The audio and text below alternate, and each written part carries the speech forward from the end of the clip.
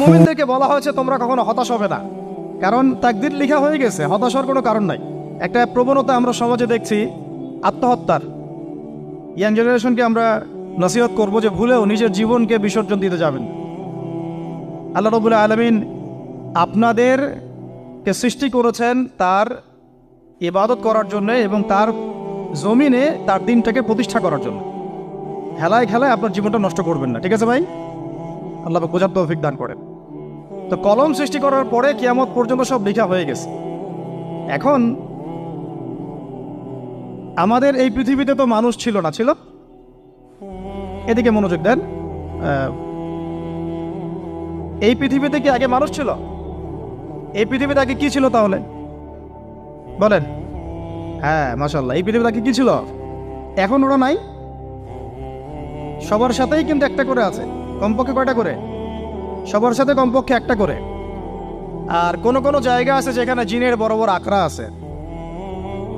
পৃথিবীতে যে জায়গাগুলো থেকে ইসলাম বিরোধী অপতৎপরতাগুলো চলে, ওখানে জিনের আকড়া বেশি। আর কথা বুঝতে পারছেন?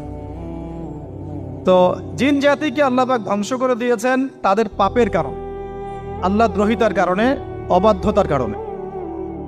এখন আল্লাহ রাব্বুল আলামিন ইরাদা করলেন পৃথিবীতে আমাদেরকে সৃষ্টি করবেন, মানে মানুষকে সৃষ্টি করবেন। আল্লাহ পাক তার সমস্ত ফেরেশতাদেরকে একত্রিত করলেন। ঘটনাটা কিন্তু খুব ইন্টারেস্টিং। আমি জানি এখানে ওলামায়ে কেরামও আছেন, তবে আমি সবার জন্য প্রযোজ্য হয় এমন কথা বলারই চেষ্টা করছি, কারণ অনেকে হয়তো এগুলো নাও জানতে পারে। তো আল্লাহ পাকের ভাষায় আমি যদি বলি, আল্লাহ রাব্বুল আলামিন বলছেন, বা'দা আউযু বিল্লাহি মিনাশ শাইতানির রাজীম, ওয়াইয ক্বালা রাব্বুকা লিল মালাইকা ইন্নী জাইলুন ফিল আরদি খলিফা। হে নবী মুহাম্মদ সাল্লাল্লাহু আলাইহি ওয়াসাল্লাম, তুমি স্মরণ করো সেই সময়ের কথা যখন আল্লাহ তোমার রব সমস্ত ফেরেশতাদেরকে ডেকে বলেছিলেন যে ইন্নী জাইলুন ফিল আরদি খলিফা, আমি জমিনে মানে পৃথিবীতে আমার খলিফা পাঠাতে চাই। কি পাঠাতে চাই? আরো জোরে বলেন। আল্লাহ পাক বলেননি পৃথিবীতে মানুষ পাঠাতে চাই, পৃথিবীতে নতুন কোনো মাখলুক পাঠাতে চাই। আমাদেরকে আল্লাহ পাক সম্মানের শব্দে সম্মানিত করেছেন, বিশেষায়িত করেছেন। আমাদেরকে বলেছেন আমরা আল্লাহর খলিফা, আমরা আল্লাহর খলিফা। এখন আমরা আল্লাহর খলিফা, কিন্তু পৃথিবীতে মানুষ খিলাফা শব্দ সহ্য করতে পারে। হ্যাঁ, কি অদ্ভুত না?